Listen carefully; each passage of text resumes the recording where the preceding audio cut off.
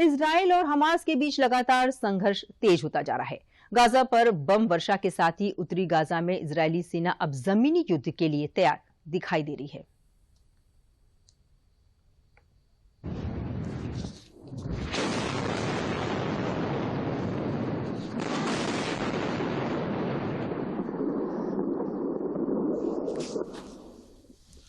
उत्तरी गजा में इजरायली सेना जमीनी युद्ध के लिए पूरी तरह से तैयार है। भूमध्य सागर में जंगी जहाज, हवाई हमले और उसके बाद सीमा पर गरजते टैंक, यानी थल जल नभ पूरी तरह से हमास की किलेबंदी। बारी इजरायली सैनिकों द्वारा अंतिम लक्ष्य की ओर बढ़ने की है। सेना का लक्ष्य है हमास के आतंकवादियों को सबक सिखाना, उन्हें इस कदर से चोट पहुंचाना कि वो मानवता के खिलाफ कदम उठाने से पहले 1000 बार सोचें। हमास और इजराइल के बीच चला आ रहा संघर्ष अब पूरी तरह से खतरनाक स्थिति में पहुंच चुका है।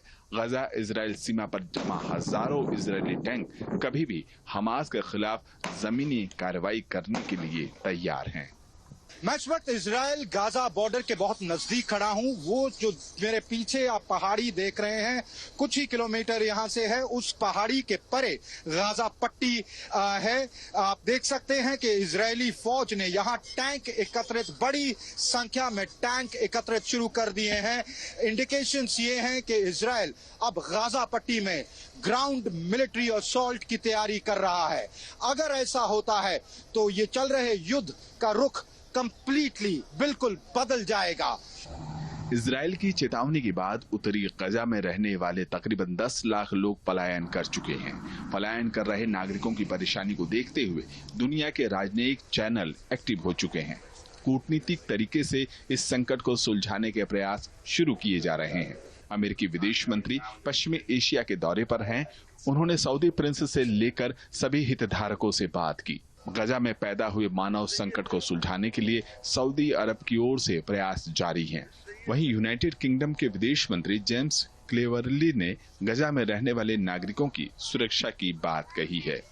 इजराइल को अपनी रक्षा करने और गजा से आने वाले हमास के आतंकवादी हमलों से खुद को बचाने का अधिकार है। अपने नागरिकों को बचाना इजराइल का कर्तव्य है और मैंने इस मुद्दे को हर बातचीत में उठाया है। मैंने इस मुद्दे पर इजरायली सरकार के साथ भी बातचीत की है।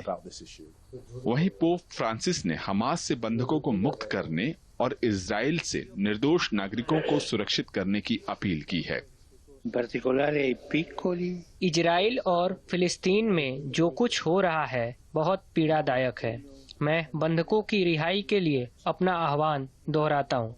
मैं दृढ़ता से मांग करता हूँ कि बच्चे, बीमार, बुजुर्ग, महिलाएं और नागरिकों को संघर्ष का शिकार न बनाया जाए। मैं मानवीय कानून का सम्मान करने का आह्वान करता हूँ, खासकर गजा में जहाँ मानवीय कॉरिडोर की गारंटी और पूरी आबादी को बचाने की तत्काल आवश्यकता है।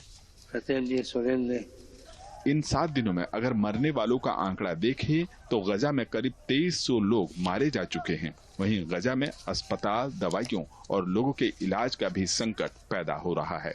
वहीं दूसरी ओर इजराइल में 1300 लोग मारे गए हैं, जिनमें से 289 इजरायली सैनिक भी शामिल हैं। वहीं इजरायली सेना ने बताया कि अभी भी हमास के कब्जे में इजरायली नागरिक हैं। इजरायली सेना के मुताबिक 126 लोग बंधक बनाए गए हैं, जिन्हें दक्षिणी इजराइल के सरदार क्षेत्र से 7 अक्टूबर को बंधक बनाया गया था। हम गाजा शहर से लोगों को निकाल रहे हैं। हम लोगों को दक्षिण में नाहल आजा की ओर ले जा रहे हैं। अब तक सैकड़ों हजारों लोगों को निकाला जा चुका है। हमने अब तक इजराइल डिफेंस फोर्सेज के शहीद सैनिकों और शोक संतप्त परिवारों के 286 परिवारों को सूचित किया है। हमने 126 परिवारों को लापता व्यक्तियों और बंधकों के बारे में भी सूचित किया है।